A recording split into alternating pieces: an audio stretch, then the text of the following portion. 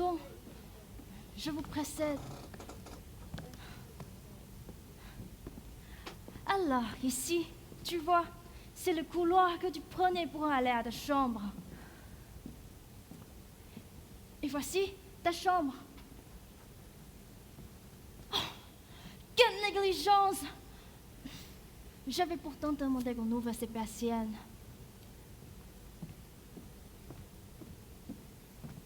Ma chambre.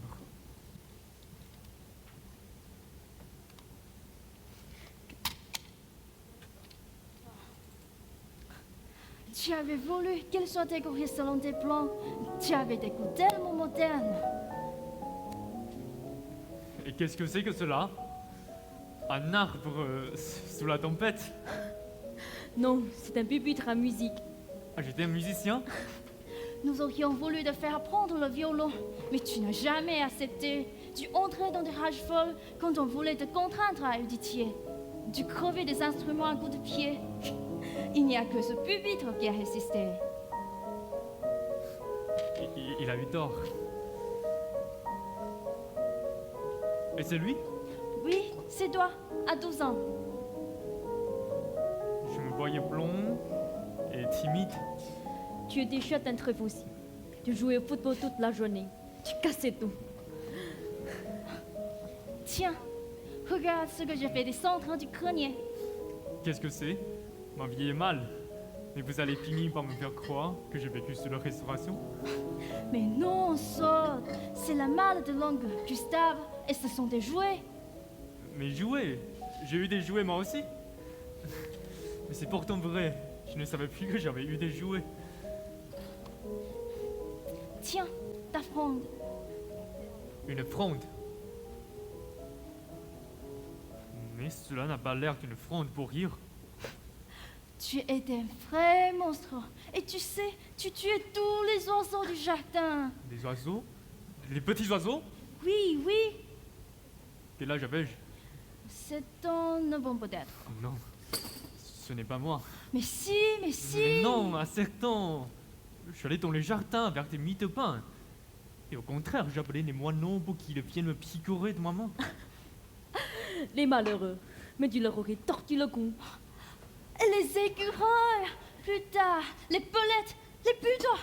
On a dû tuer, mon Dieu, de ces petites bêtes. Tu faisais empailler les plus belles. Il y en a toute une collection là-haut. Il faudra que je te les fasse descendre.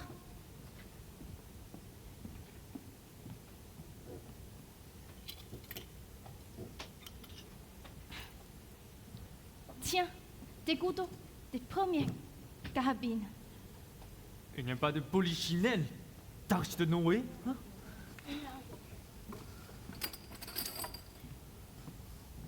Tout petit, tu n'as plus voulu que des jouets scientifiques.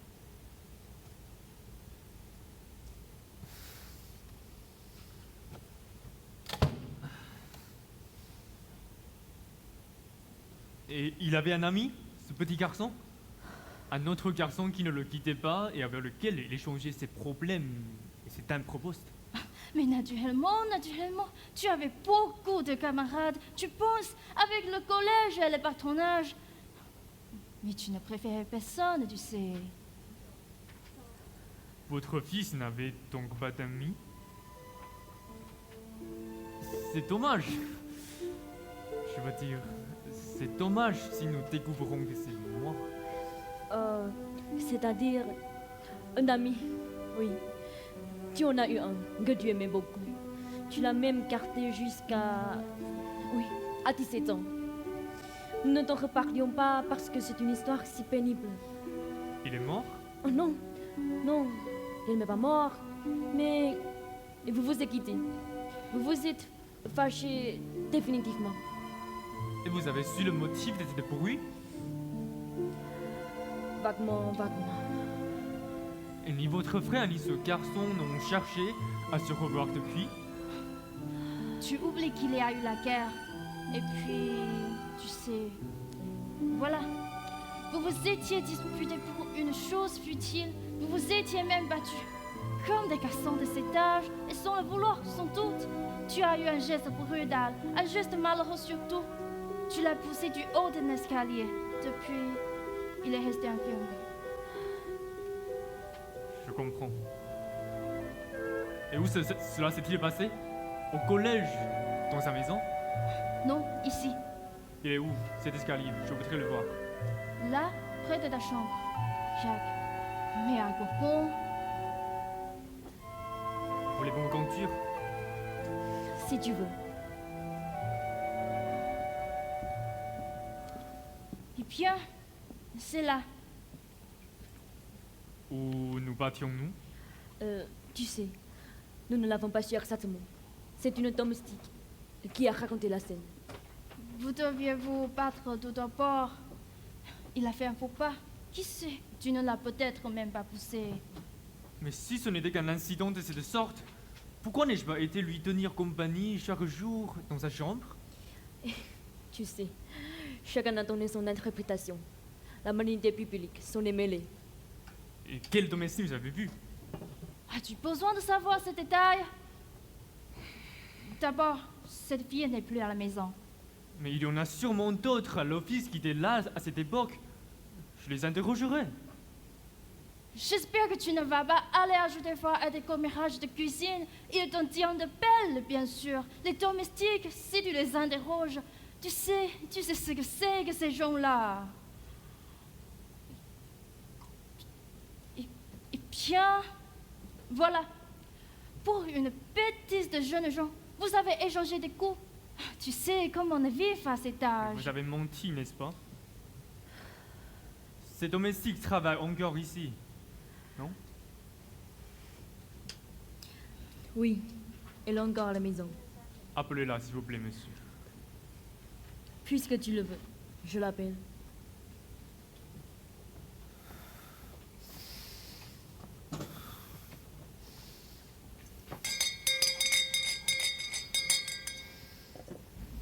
Mais tu trembles, Jacques. Tu ne vas pas être malade au moins? Je tremble. Tu sens peut-être quelque chose qui s'éclaire en ce moment, toi? Non. Rien que la nuit. La nuit la plus obscure. Mais pourquoi trembles-tu alors? C'est bête.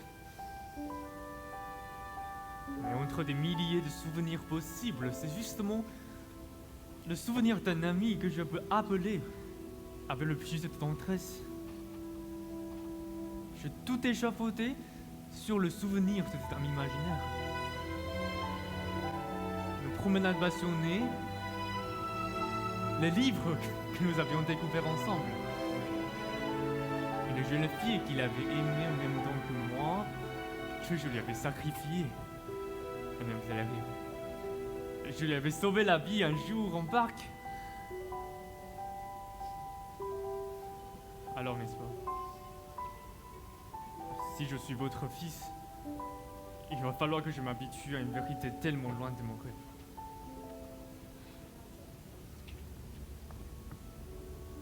Madame a sonné? Monsieur Jacques voudrait vous parler, Juliette. À moi? Oui, il voudrait vous interroger sur ce malheureux accident de Marcel Conchon, que vous avez été témoin.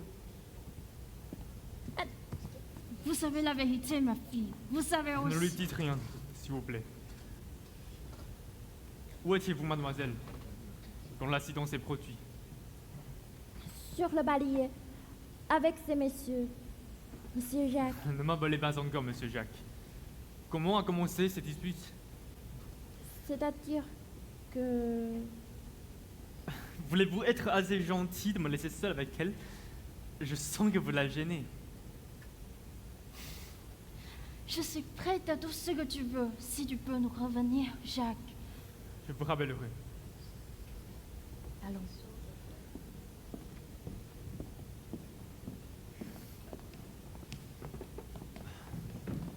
Asseyez-vous. Monsieur Bermet? Laissons de côté des troisièmes personnes.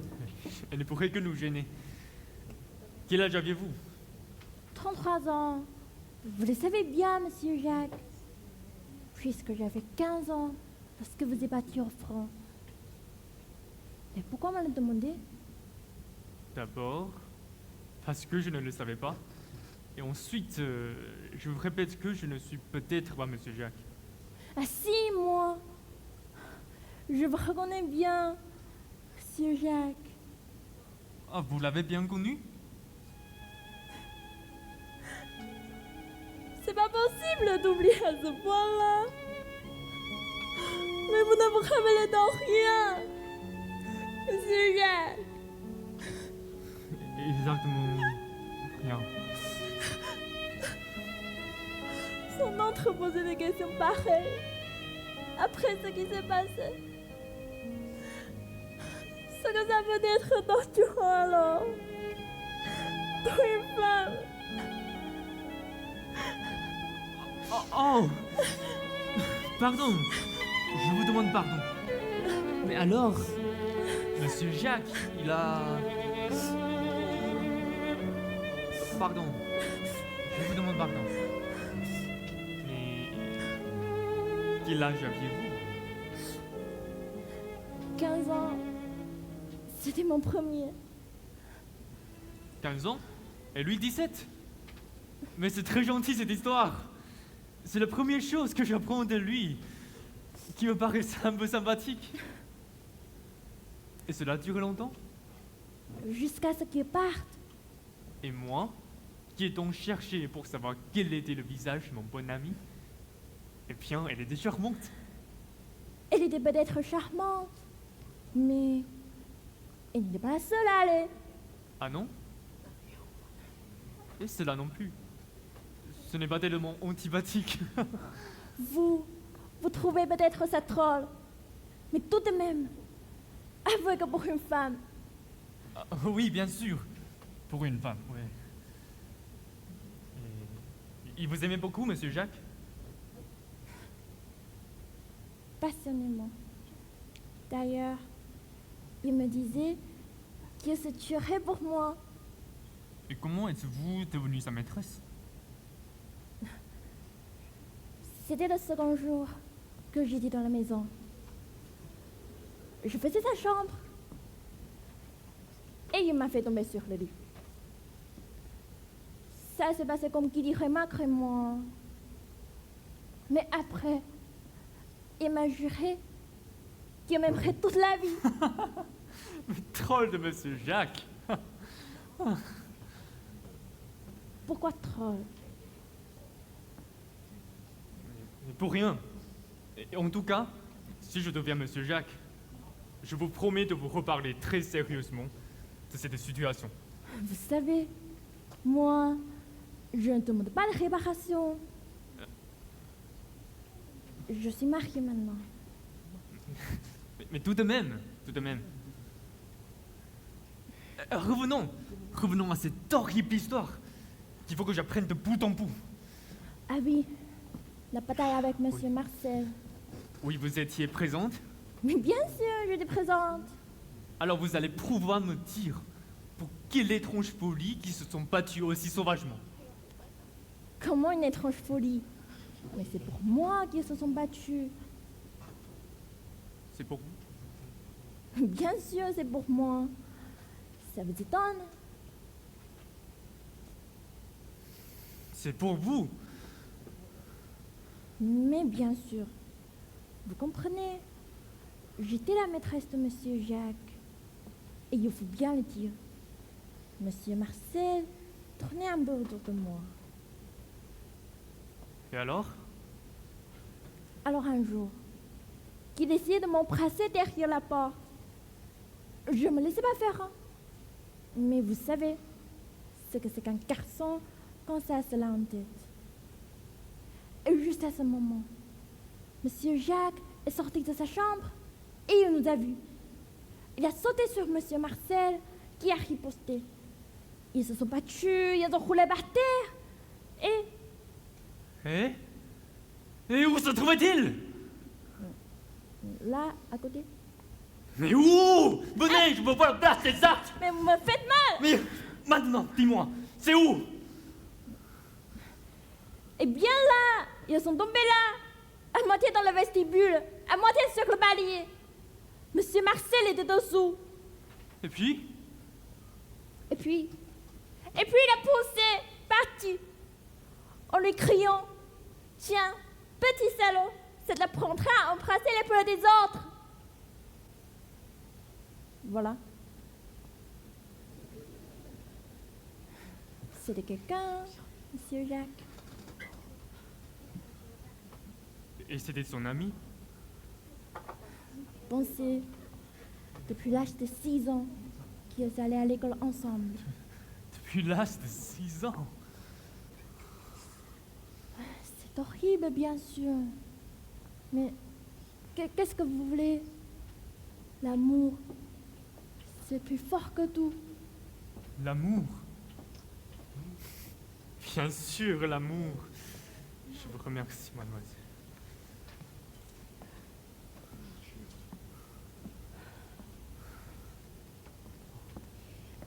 Je me suis permis de revenir. Et bien, vous savez ce que vous voulez savoir? Oui. Je vous remercie. Je sais tout ce que je voulais savoir. Ah, ce n'est pas une bien jolie chose, certainement. Mais je vous crois. Malgré tout ce qu'on a pu dire, ce n'était enfant qu'un accident. Tu avais 17 ans. Il ne faut pas l'oublier. Un enfantillage. Un sinistre enfantillage. Alors, et comment vous a-t-elle raconté cela? Comme elle a vu, sans doute. Elle vous a dit que cette bataille, c'était pour votre rivalité de club, oui? Marcel avait démissionné du tien pour des raisons personnelles. Vous faisiez partie d'équipes adverses. Et malgré tout, n'est-ce pas? Dans votre acte sportif. Enfin, c'est la version que moi, j'ai voulu croire. Parce que du côté de Grandchamp, on a fait circuler une autre histoire. Vous l'aimez bien? C'était mon petit frère, malgré tout. Malgré tout le reste. Parce qu'il y a eu bien d'autres choses.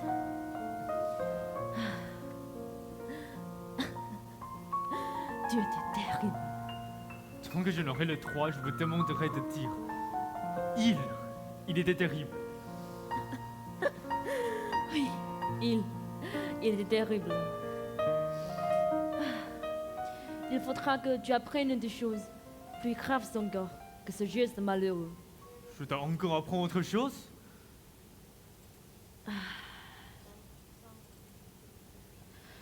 Tu étais un enfant. Que veux-tu?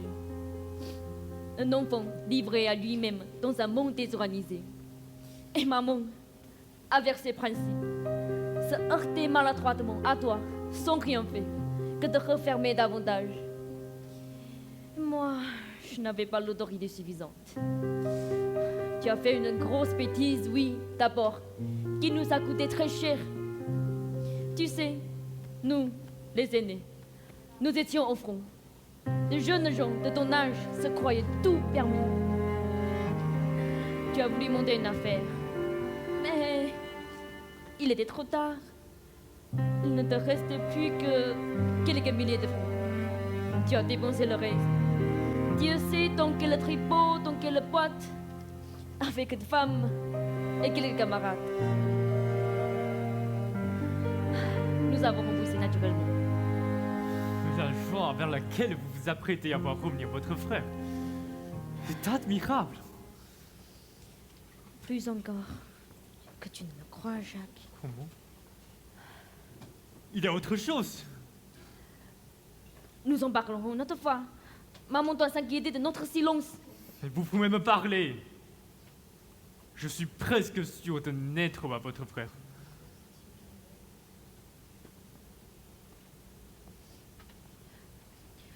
Vous lui ressemblez beaucoup pourtant. C'est son visage. Mais comme si un tourment était passé sur lui. Mes 18 ans. Le vôtre aussi. Mais quoique je n'ai pas l'honneur de me le rappeler son rite. Ce ne sont pas seulement des rides. C'est une usure. Mais c'est une usure qui, au lieu de raffiner, de durcir, aurait adouci et poli. C'est comme le tourment de douceur et de bonté qui est passé sur votre visage. Oui, il y a beaucoup de chance. Mais je le comprends maintenant. Pour que le visage de monsieur votre frère n'ait pas été particulièrement empreint de tout ça. Vous vous trompez. Il était dur, oui, léger, inconstant, mais...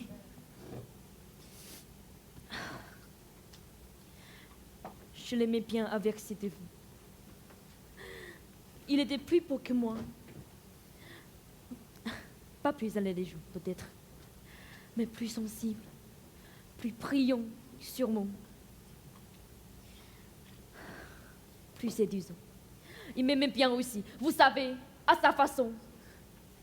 C'est pourquoi cela est si dur quand j'ai appris. Je l'ai détesté. Oui, je l'ai détesté. Et puis, très vite, je n'ai plus su lui en vouloir. Mais de quoi?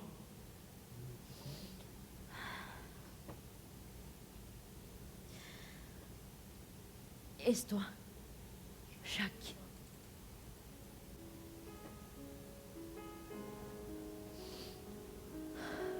J'ai beau me dire qu'il était jeune, qu'il était fait pour l'enfant, comme tous les violons. J'ai beau me dire que tout est facile à de belles lèvres, une certitude qu'on va partir au fond. J'ai beau me dire que j'étais loin, qu'elle est aussi toute petite. Je me suis mal. Il vous a pris une femme, c'est ça? Votre femme? Oh, le salaud!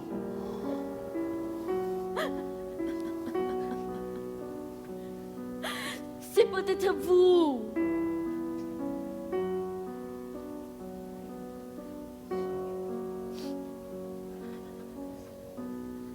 C'est Georges que vous vous appelez? Oui. Georges. Jacques! Excusez-moi, je vous laisse.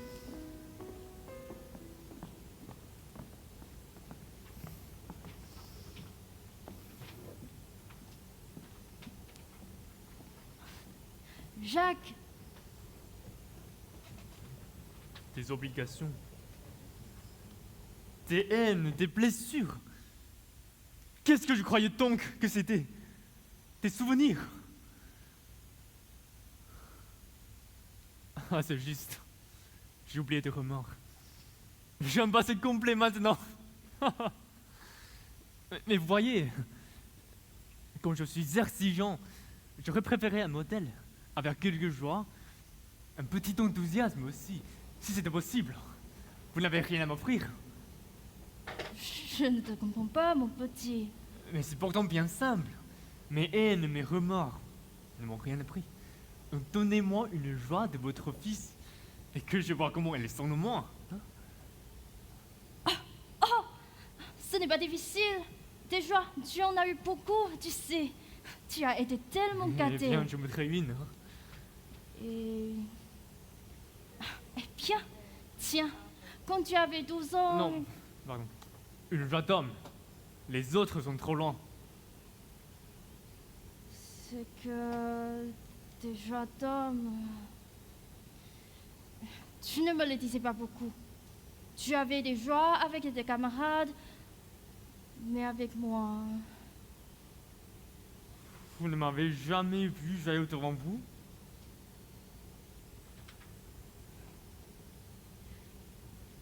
Je vais te dire, mon petit Jacques. Nous n'étions plus en très bon terme à cette époque. Tous les deux, Et cela dure longtemps? presque un an. Mais quel entêtement de jeune homme! A-t-on pu vous entraîner de ne pas parler à votre fils pendant un an? Et tu n'as jamais rien fait pour faire cet état de choses. Rien. Mais quand je suis parti pour le front, nous nous sommes réconciliés, tout de même.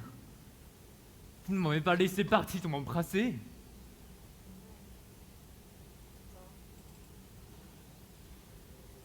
Si. C'est ta faute. Ce jour-là aussi, je t'ai attendu dans ma chambre. Toi, tu attendais dans la tienne. Tu voulais que je fasse les premiers pas. Moi, ta mère. Rien ne t'a fait céder. Rien. Et tu partais pour le front. Et quel âge avais-je? 18 ans. Mais je ne savais peut-être pas où j'allais à 18 ans. C'est une aventure amusante de la guerre. Et on était depuis en 1914 où les mères mettaient des fleurs au fusil. Vous deviez le savoir, vous. Où j'allais. Je pensais que la guerre serait finie avant que tu quittes la caserne. Et puis, tu étais toujours si cassant, si dur avec moi. Mais vous ne pouviez pas descendre. Elle me dit, tu es fou. Embrasse-moi. J'ai eu peur de tes yeux. Tu aurais été capable de me chasser, tu sais. Eh bien, vous seriez revenu. Vous auriez pleuré à ma porte. Vous m'auriez supplié. Vous seriez mis à genoux pour que ces choses ne soient pas. Et que je vous embrasse avant de partir.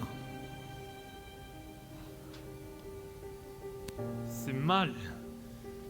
C'est mal de ne pas vous être mis à genoux. Mais une mère, Jacques. J'avais 18 ans et m'ont voyé mourir. J'ai un peu honte de vous dire ça. Mais vous auriez dû tous vous mettre à genoux et me demander pardon. Pardon de quoi? Mais je n'avais rien fait, moi. Mais qu'est-ce que j'avais fait, moi? Pourquoi c'est infranchissable pour ces secrets entre nous?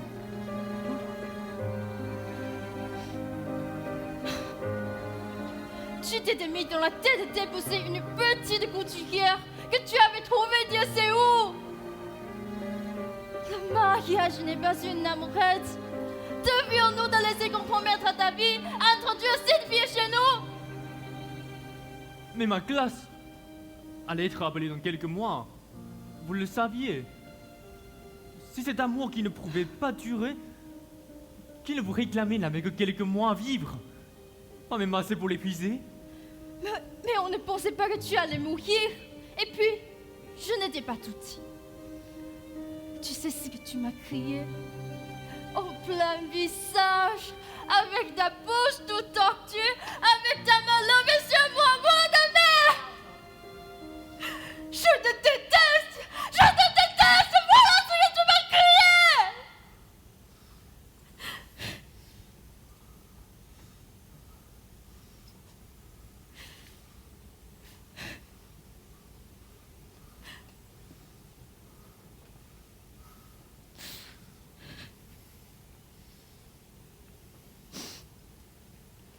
Comprends-tu maintenant pourquoi je suis restée dans ma chambre en espérant que tu m'entrais? Je suis mort à 18 ans. Sans avoir eu un petit déjeuner. Sous prétexte que c'était une bêtise que vous m'ayez reparlé. J'ai été couché sur le dos toute une nuit. Après ma blessure à l'épaule. Et j'étais 2 fois plus seul que les autres qui appelaient la mer.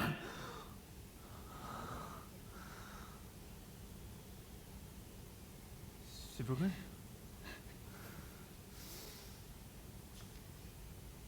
Je vous déteste. Mais Jacques, qu'est-ce que tu as? Comment?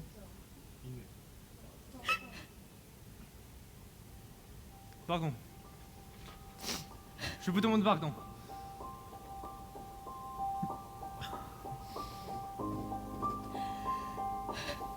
Je ne suis pas japonais. Je ne reconnais rien ici de ce qui a aidé à lui. À un moment, oui, en vous écoutant parler, je me suis confondu avec vous. Je vous demande pardon. Mais le voyez-vous, pour un homme, son mémoire a passé tout entier. C'est trop lourd à endosser en une seule fois. Si vous voulez me faire plaisir, pas seulement me faire plaisir, me faire du bien, vous me permettriez de retourner à l'Asie. Jacques! Et puis ne m'appelle plus Jacques. Ce Jacques, il a fait trop de choses, hein. Gaston. Gaston, c'est bien. Quoique ce ne soit personne, mais je sais qui c'est. Mais ce Jacques, qui n'a même pas aimé, il m'a fait peur. Mais enfin, mon petit... Allez-vous-en. Je ne suis pas votre petit. Tu me parles comme autrefois. Je n'ai pas d'autre voix. Je vous parle comme aujourd'hui. Allez-vous-en.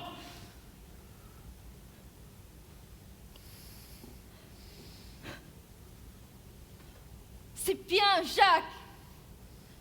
Mais quand les autres t'ont prouvé que je suis ta mère, il faudra bien que tu viennes me demander pardon.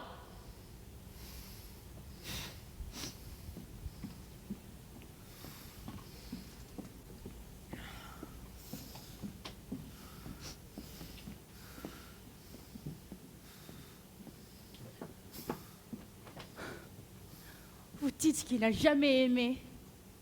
Mais qu'en savez-vous? Et vous, qui ne savez rien. Allez-vous-en. Vous aussi. Et pourquoi me parlez-vous ainsi? Qu'est-ce que vous avez? Je ne suis pas Jacques Renaud. Allez-vous-en. Vous l'écrivez comme si vous en aviez peur. Oui, c'est un peu cela. Et de la peur. Et pas ça encore. La jeune ombre de Jacques est une ombre redoutable à endosser. Je le sais. Mais pourquoi de la haine? Et contre moi? Je n'aime pas que vous veniez me faire des sourires comme vous n'avez cessé de m'en faire depuis que je suis ici. Et vous avez été sa maîtresse. Et qui a osé le dire? Votre mari. Eh bien, si vous êtes mon amant, et si je vous retrouve, et que je veuille vous reprendre, et vous êtes assez ridicule pour trouver cela mal. Je suis un homme d'un certain âge. Mais j'arriverai éclos au monde. Cela n'est peut-être pas si mal, après tout, de prendre la femme de son frère. Et pour votre question, il y a une rubrique dans le magazine féminin où l'on répond à ce genre de questions. Je suis devenue votre maîtresse, au retour de notre voyage de noces. Nous avons tout de même attendu un peu. Mais un peu! Et 2 mois, des horribles mois. Et puis, nous avons eu 3 empions à nous. Mais car la guerre a éclaté tout de suite, et Georges est parti le 4 août. Mais après ces 17 ans, Jacques! Je ne suis pas Jacques Renaud. Je me suis si amoureux. Vous en êtes sûr? Et alors? Vous ne retrouverez jamais votre mémoire. Je n'arrive à le souhaiter.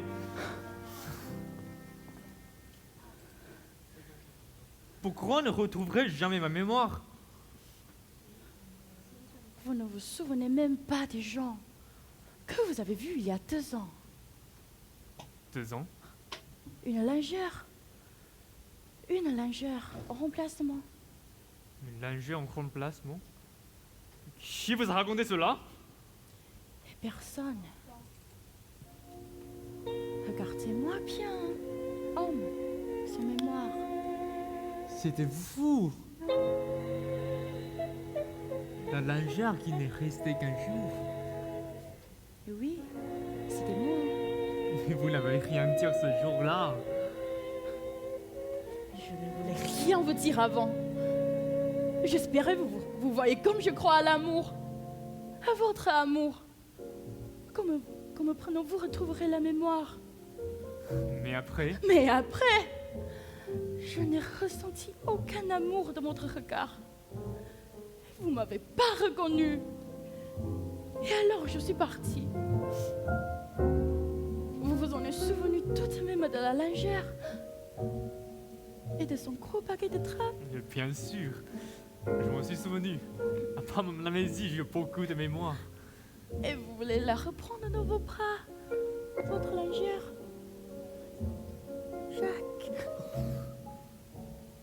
Attendons de savoir si je suis Jacques Renaud. Et si vous êtes Jacques Renaud? Si je suis Jacques Renaud, je la reprendrai pour rien au monde dans mes bras. Je ne veux pas être l'amant de la femme de mon frère. Mais vous l'avez déjà été. Il y a si longtemps. Et j'étais si malheureux depuis. Je suis lavé de ma jeunesse. Bien. Vous oubliez déjà votre lingère. Et si vous êtes Jacques Renan, c'est il y a 2 ans que vous avez été l'amant de la femme de votre frère. Et vous, bien vous, et pas un lointain petit jeune homme. Je ne suis Et pas Jacques écoute, Renan. Jacques, il faut pourtant que tu renonces à la merveilleuse simplicité de ta vie amnésique. Et écoute, Jacques, il faut pourtant que tu t'acceptes.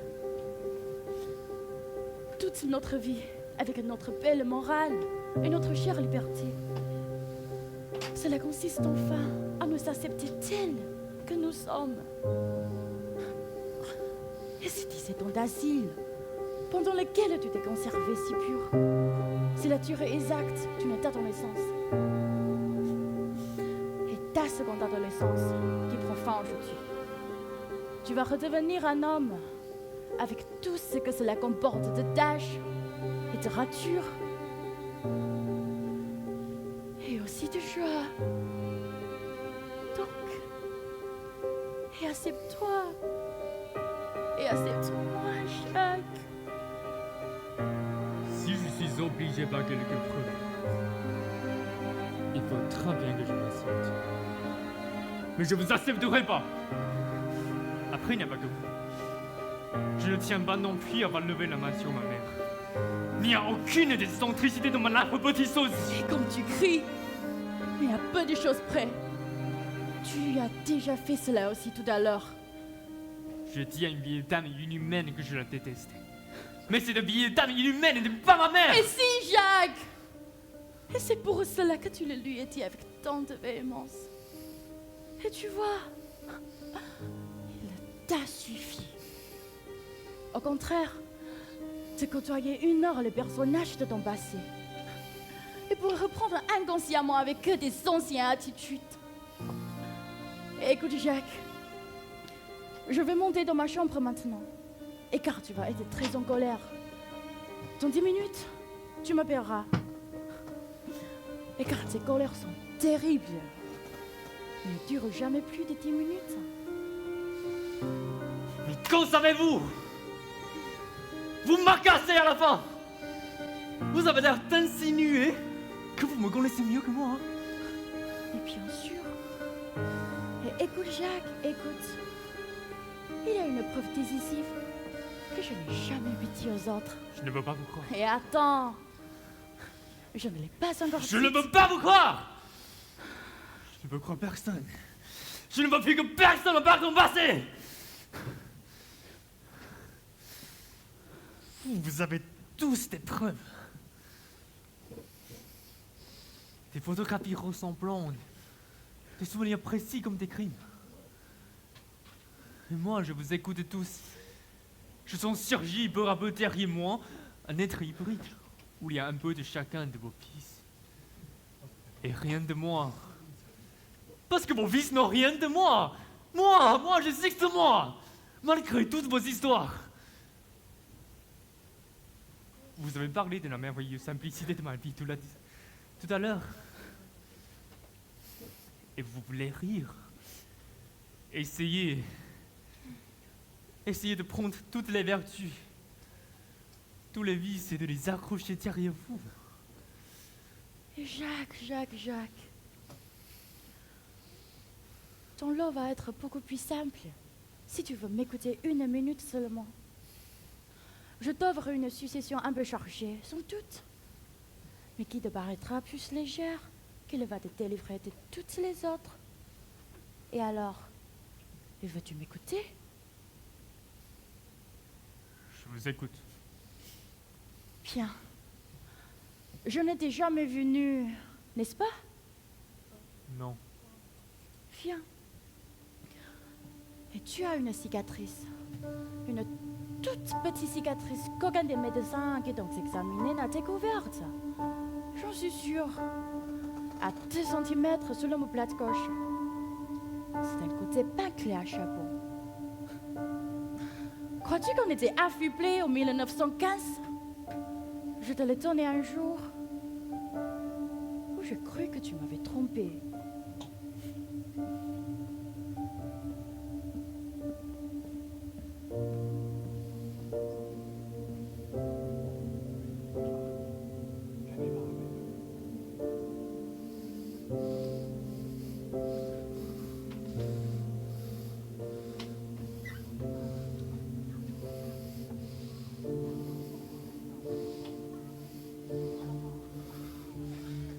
Attention! Max! Ah, Je ne pas Max! Oh, j'ai mal au dos! Victor!